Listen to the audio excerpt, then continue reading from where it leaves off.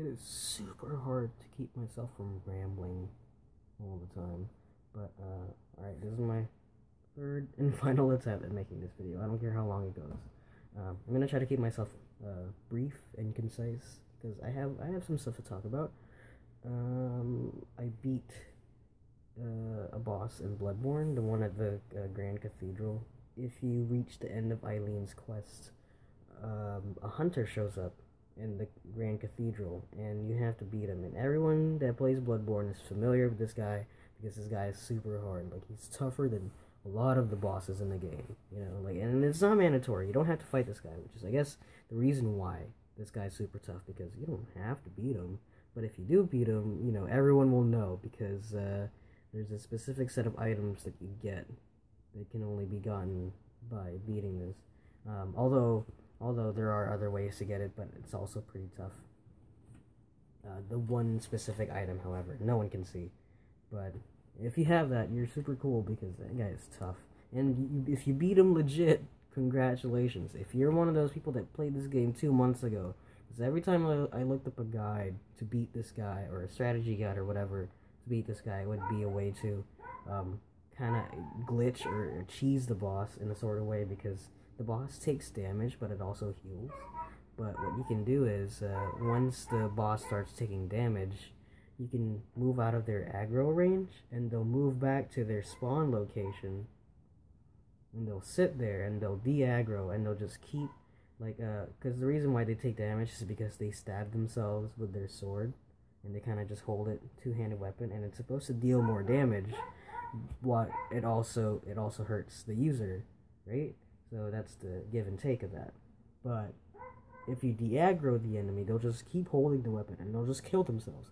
And they won't think to heal, because, you know, they're not they're not fighting per se. They're just waiting. They just think that they're doing this, they're just doing their job. But it's been patched, and so I couldn't use that exploit at all. I haven't. I recorded the footage, however. I'll upload that in a little bit. But right now, I'm kind of playing Arkham Knight. Super cool. I got through a chunk of the game. It's like I thought the game was over. I thought this was it. I thought this was the plot, and that everything else was just the side quests. By the way, the side quests, there's a handful. You know, I'm not gonna say there's like more than the last one. I actually don't know.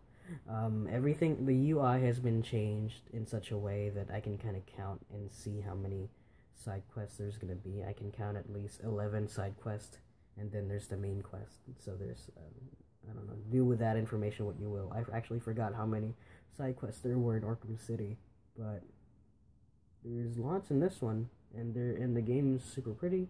It runs at a high frame rate, and the rain effect is, I don't know, it's super cool. Oh, like, if only, like, some games were done with this kind of polish. Like, I want Ubisoft to remake Assassin's Creed 4 in the Unity engine, the engine they use for Assassin's Creed Unity, because Unity, the only thing I have for Unity is that it's pretty. Everything else about it is uninteresting to me. But Assassin's Creed 4 in that engine would look nice, because Assassin's Creed 4, I think, just runs in a souped-up version of Assassin's Creed 3's engine, which is why there's lots of similarities there. But other than that, like, I want Assassin's Creed 4 to look pretty, because that game deserves it. But Arkham Knight is super fun. I found a glitch in the game. I uploaded it 2 days ago, yeah, on launch day, and yeah, go check it out. Basically, I don't know if it became clear in that video, but it's like a minute long. But there's a part I was doing the Harley Quinn DLC story, and basically there's a part in it where you get stuck in an elevator, and the idea is you're supposed to hit R1 or right button to prop yourself and jump up the elevator. But for me, the prompt never showed up, and I don't know why it never showed up. But even more so, I don't know why, but I hit R1 and it launched me out of the elevator. Like, I don't know what happened there, but I fell out and fell into the world, and I descended into blue hell. It was great. and I don't know, stuff like that kind of scares me sometimes. But I don't know why. But I just think it's super freaky falling out of world. I always feel like I'll find something if I wait long enough, but I never do. And no one ever actually does anything down there. Other than that, the game is super fun. Lots of little additions to the combat that I don't know if I'm probably just rusty, but a lot of it breaks up the tension, and I don't feel like I'm getting punished enough for it. Like, I'm breaking my combos, I'm getting hit, and yet I'm getting through it unscathed. I'm playing on normal, sure, but I guess if I play it on a harder difficulty, I'll have a worse time. But I mean, I played Arkham Origins on hard mode, and it wasn't fun for me. It was challenging, but it wasn't exactly fun. But so I played it on normal this time, and the game's just fun.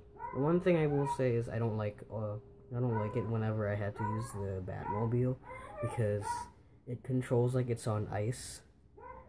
It controls like a shopping cart. No, that's the opposite. Yeah, it just controls like it's on ice, basically. And there's very little obstacles in the way other than the terrain. Like, a lot of things you can just knock down and break off, and you'll be fine. Very few things can stop a tank. So, there's very few things in your way, and there's also, it's got a separate mode for, it's basically cheating, where you can transform it so that the thing moves like an office chair. But other than that, you know, that's how I control it. I mean, you could use the power slide, or you can hit the brakes, but all it does is it makes me lose control of the car. But there's sections in the game where you have to chase a car, and you have to get in close enough, and you have to stay tailing it before you can fire a thing at it. And I've already counted 2 sections in the game so far. I don't know how far I am into the game, but I will say I got a good amount of time into it. Things have happened.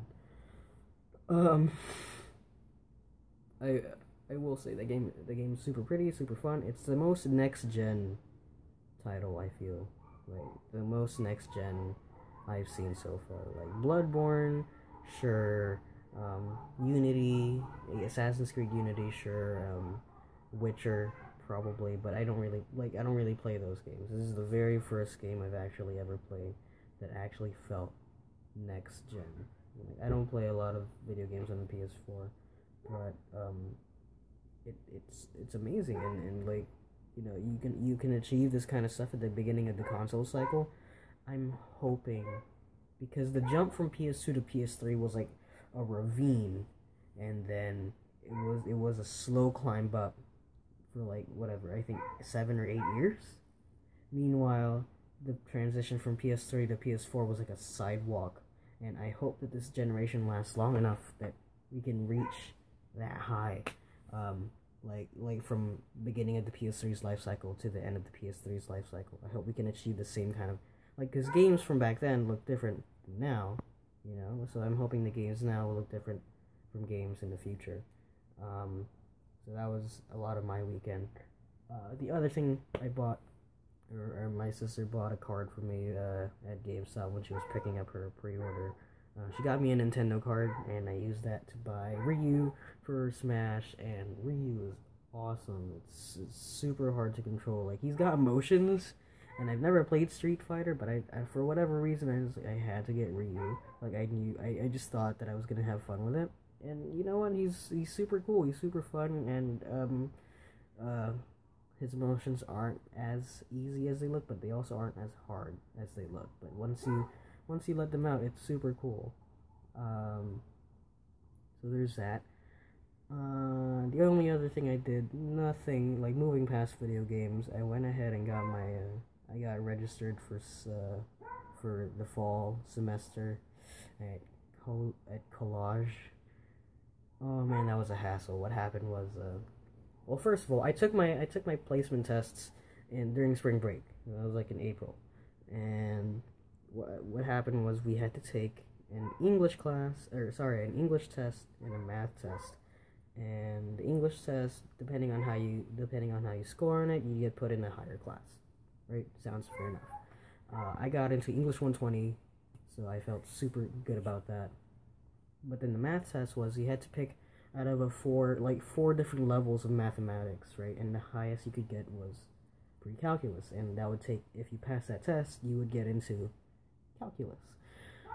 And it was 40 questions, and you needed to pass with 50%. So you needed to get at least 20 correct. And what happened when I took it in April was I got 19 correct, and I was super mad about that.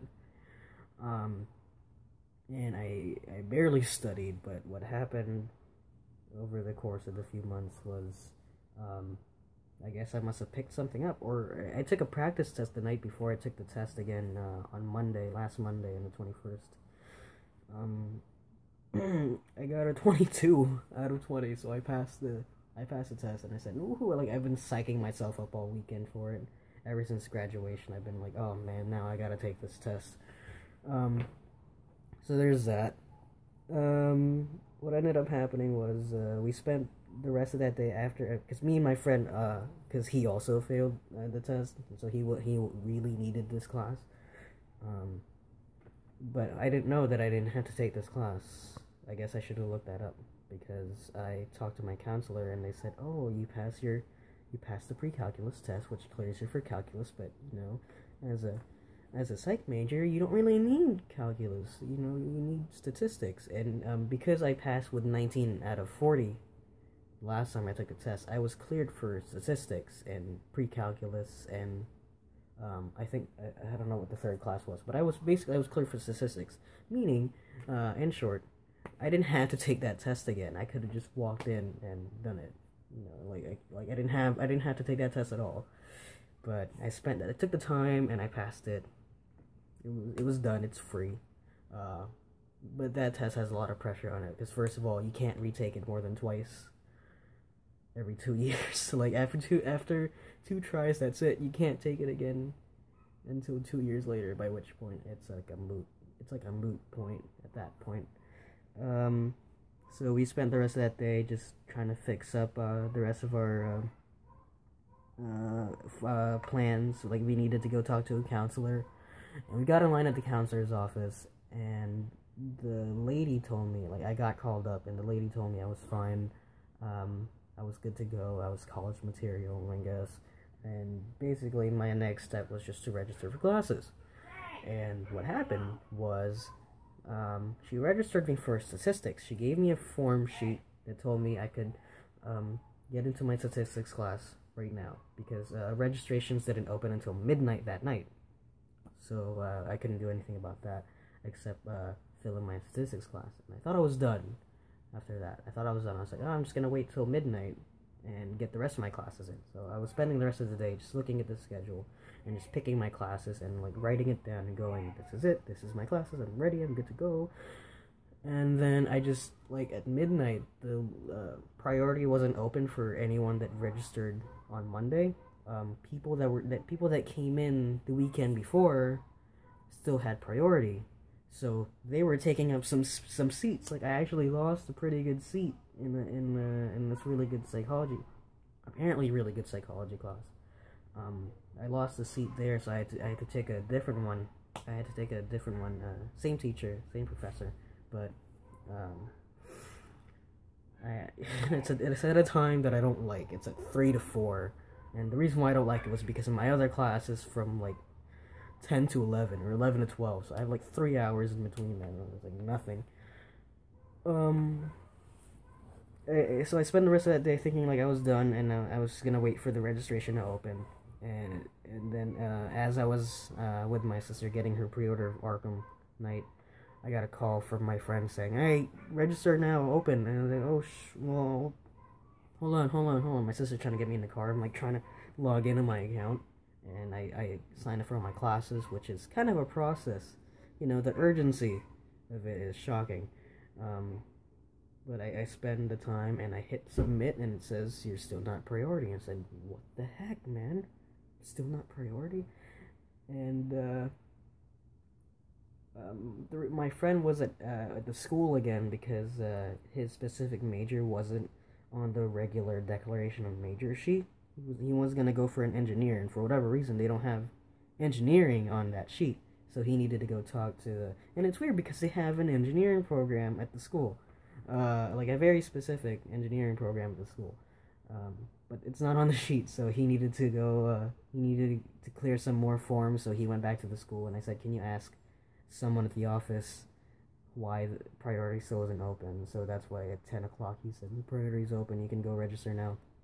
And I said, it's still not letting me, can you go ask them? And I said, fine, if I have time. And then he talks to me and he goes, dude, I think I know why. And I said, why? Because you never made an ed plan. What do you mean I never made an ed plan? So back up to Monday, when I went to go talk to my counselor, she told me I needed to make an extensive ed plan, and I had to do it in September. And I said, okay, that's weird, but if you're not doing drop-ins, then I guess I'll make an appointment in September. And I guess there was some sort of miscommunication, because she never cleared me for registration. So I was sitting there for an entire day, watching seats go away, watching them just fly out, or get filled in, rather, fly in. Watching these seats go away, having to rearrange all my schedules, and then I ended up going in the next day, and I ended up going next day in the morning at like 9:30, and I said, I gotta talk to the counselor, she needs to clear me for registration. But then this nice girl in the office, just took my card down, my student ID, and just wrote me off and went, okay, here, you're fine. I said, awesome. And I cleared myself for registration, and I went home, and that's the end of this story. So now I have my classes, and now, as far as I know, I don't have anything to worry about other than refining them, because I'm fine with the classes I have now, but they're a little, like, okay, my Tuesday to Thursday class, like, first of all, I have, like, a Monday class, in the morning, I think, or somewhat early in the morning, and my Tuesdays and Thursdays class are, like, 3 hours apart, and then on Wednesday, I have one class. It's, like, unnecessary, but, I don't know, so I'm just glad that I got this out of the way. I don't know what else to do right now. I'm gonna go ask my friend for some more information, but other than that, that was my week.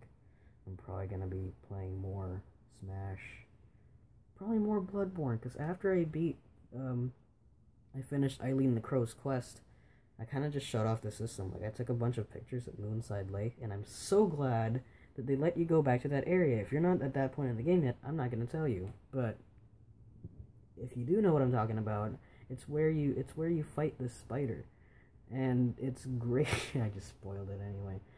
It's where you fight this spider, and it's great because it's this nothing background, and it's like endless in every direction, and it's nice to take pictures in. And I'm glad they let you go back there, because I thought they didn't let you go back there. I'm glad they do. So I took a bunch of pictures there, and I just uploaded them, and I was like, oh man, I look so cool in my crow outfit. Super awesome. But other than that, that was my week, I guess. I don't know. More Bloodborne videos coming your way. And I also got some random footage from Arkham Knight. Like, Bloodborne, I know a consistent way to upload videos is to just post every boss I beat, every main boss I beat. Like, I'm not gonna bother with the Chalice Dungeon bosses again, because some of them are like trivial, and some of them are not, and they're just not fun to record or fight. So, and they're not mandatory, so I don't even know if I'm gonna beat them. But I know I'm gonna have to beat all the ones in the regular game, so I'll record footage of that. But I also have random footage from Bloodborne. But Arkham Knight, I'm not gonna. There's not really specific moments where I'm fighting a specific guy so far. Like, the ones that I am, and it's not fun to watch. But besides, that game's a lot of exploration and nothing going on in the middle. And meanwhile, Bloodborne has a specific, this is a boss fight type thing. It's a lot easier to look at. So there's that. So more of that coming. Maybe a video, maybe a vlog next week. I don't know, next Thursday. But definitely more. I think I have 2 more Bloodborne videos coming up. Anyway, that's it. That's it for me. This video is 20 minutes long. I don't care. Peace out. Oh, and I have a fantastic day or week or whatever. I'm hungry.